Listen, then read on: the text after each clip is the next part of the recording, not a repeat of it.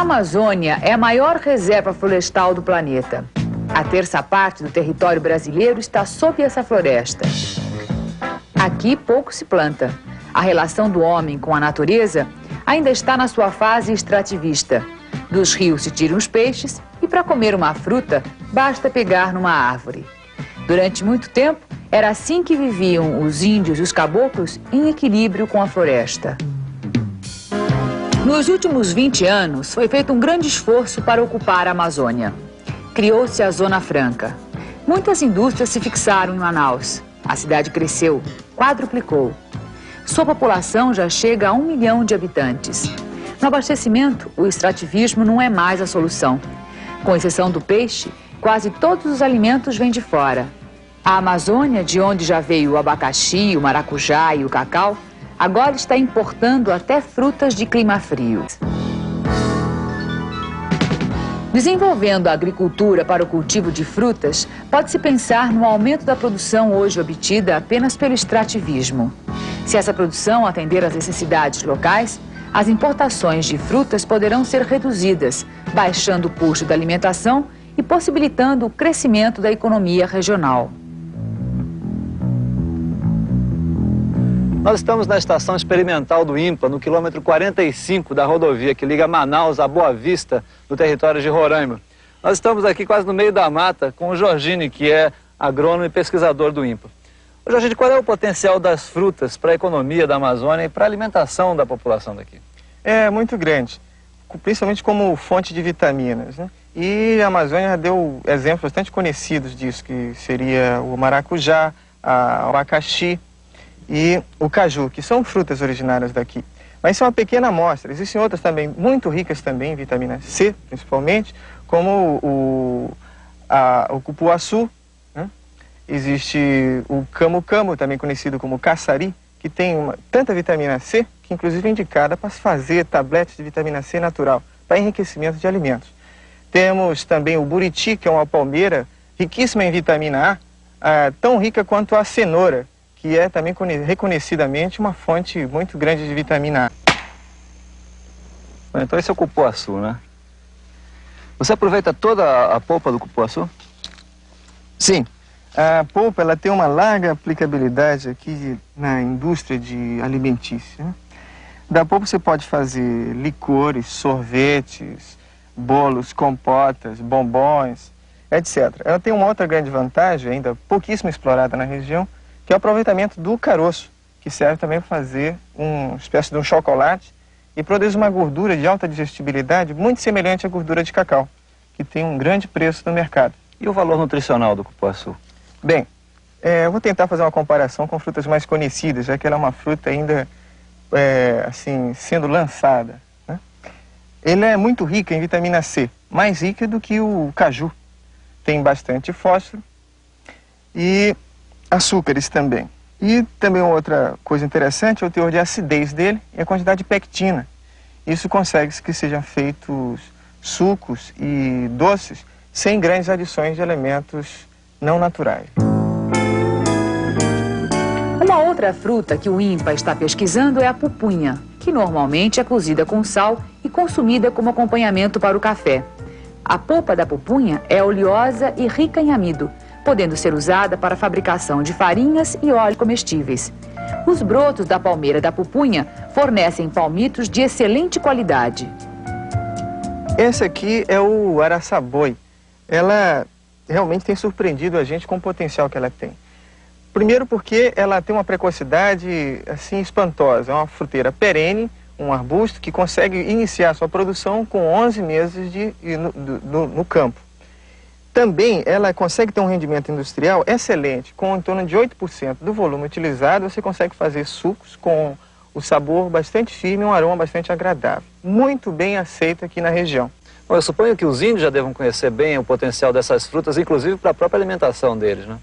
Sim, não só conhecem, como inclusive promover algum melhoramento de variedades para eles, dessas fruteiras. Uma evidência bem grande é esta aqui, do araçaboi, que você encontra descrito pelos botânicos na área silvestre, frutos que têm em torno de 1,5 cm a 2 de diâmetro. No entanto, nós temos encontrado nas populações indígenas frutos com este tamanho, notem a diferença. E chegando até 800 gramas, que são evidências de que houve um processo de seleção aqui. Inclusive tem um fato curioso. Esses índios de onde nós trouxemos essa fruta, eles têm uma crença de que um fruto bonito e gostoso é um presente de Deus, por isso deve ser preservado. Essa crença, sendo praticada por gerações e gerações durante séculos, promoveu naturalmente um melhoramento que aqui nós podemos aproveitar. Muitos projetos agropecuários iniciados nos últimos anos terminaram em fracasso. As técnicas tradicionais de manejo do solo tornaram a atividade agrícola na região não só economicamente inviável, como também trouxeram resultados desastrosos para o meio ambiente. Com o desmatamento, a pequena camada fértil do solo é facilmente levada pelas águas. Ao lado de verdadeiras esculturas, surgem rios totalmente assoreados, rompendo o equilíbrio natural da região. Como desenvolver, então, o cultivo de fruteiras nessas condições? O Dr. Philip Fernside é pesquisador do Departamento de Ecologia do INPA. Ele é americano e já está há 10 anos fazendo pesquisas na Amazônia. Ele acaba de publicar um livro, em inglês, está saindo nos Estados Unidos, sobre a capacidade da floresta amazônica de sustentar populações humanas. Bom, esse livro, dentro de algum tempo, vai estar sendo publicado aqui no Brasil, traduzido. Ô, Philip, como é que você vê essa questão da produção de alimentos na floresta amazônica? Você acha que é possível, do ponto de vista da ecologia, produzir alimentos aqui na Amazônia? Sim, é possível, mas tem limites quanto à quantidade de alimentos que dá para produzir. E não é viável de pensar na região como um grande exportador de muitos tipos de alimentos que atualmente vêm sendo implantados em grande escala aqui, como o boi, por exemplo, para produzir carne. É uma coisa que não produz por muito tempo e mesmo quando está produzindo é pouco rendimento. Existem outras alternativas para a produção de alimentos que têm menos efeitos negativos sobre o ambiente e também melhores perspectivas de produzir por mais tempo. Mas mesmo assim, o número de pessoas é limitado que poderia ser sustentado pela produção da região.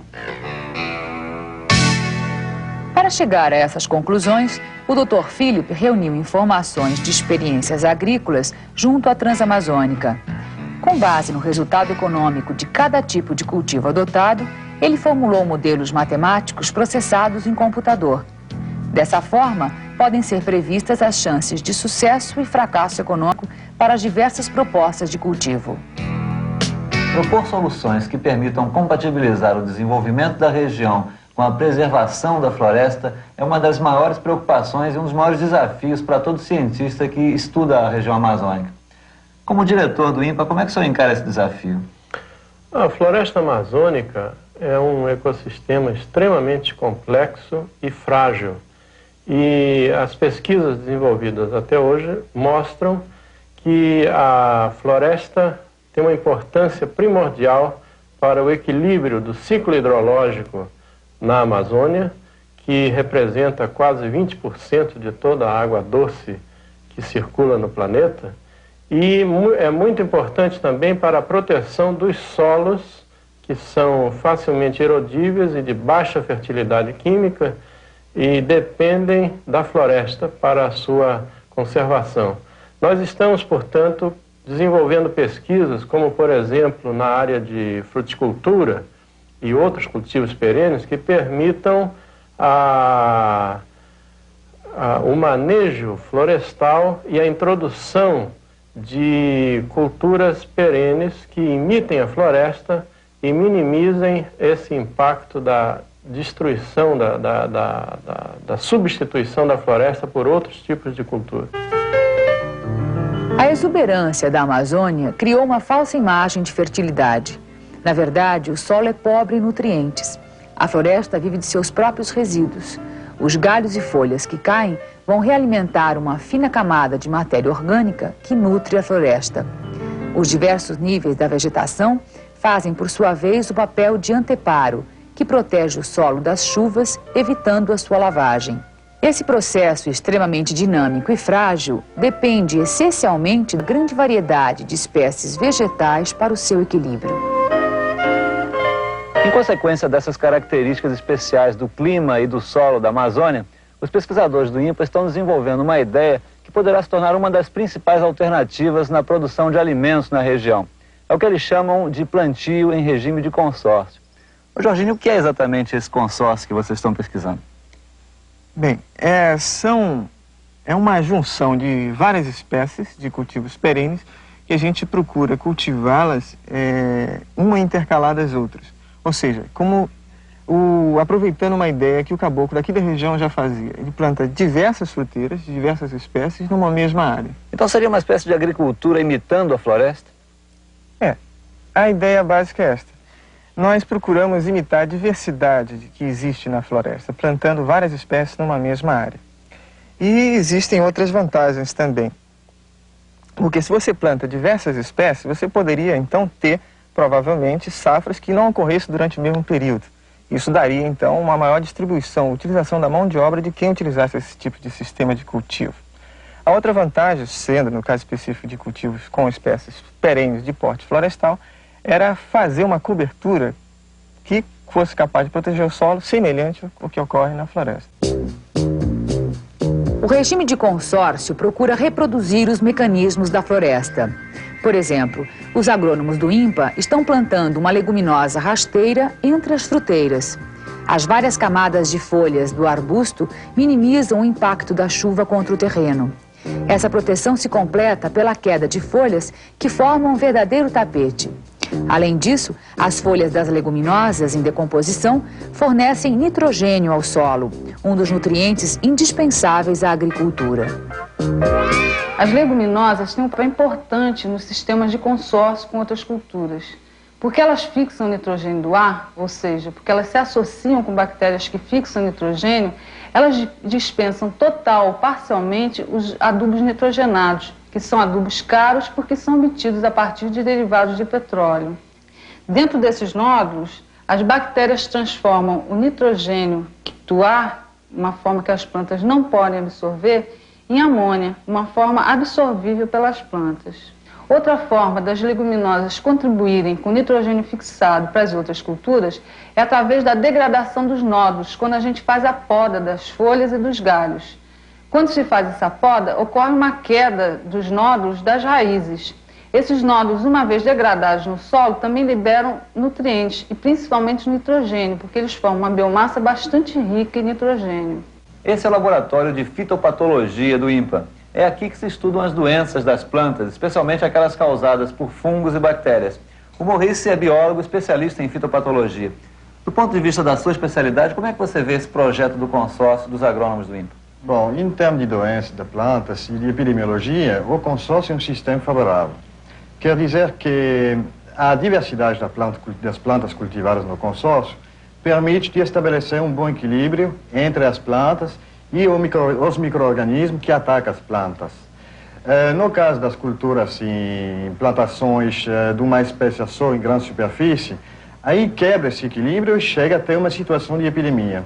Para você fazer um consórcio, você precisa promover um casamento, digamos, um casamento perfeito entre essas espécies. Porque tem espécies que são mais adaptadas a grande quantidade de luz solar e outras mais adaptadas a pouca quantidade de luz solar. Então, muitas vezes, você, intercalando esses cultivos, você promove uma melhor utilização do espaço. As que tomam extrato mais superior, geralmente são as que necessitam mais de luz solar, intercaladas com outras que precisam de menos luz solar. O regime de consórcio poderia ser aplicado tanto em regiões de várzea quanto de terra firme na Amazônia? Eu imagino que sim. Atualmente, nós não temos trabalhado ainda com a várzea. O problema principal que existe aqui na Amazônia é a utilização da terra firme, que são em maiores quantidades e são um tipo de sistema ecológico muito mais frágil, muito mais susceptível à devastação, à degradação do que o sistema de várzea. Embora tudo indique que a técnica de cultivo em consórcio seja adequada às condições locais, algumas fruteiras levam vários anos para se desenvolver. Além disso, o consórcio de fruteiras não pode ser visto como a única solução para toda a Amazônia. O consórcio de fruteiras é uma das alternativas econômicas para a Amazônia. Com uma agricultura que imite a floresta, talvez seja possível também reproduzir a sua exuberância na produção agrícola.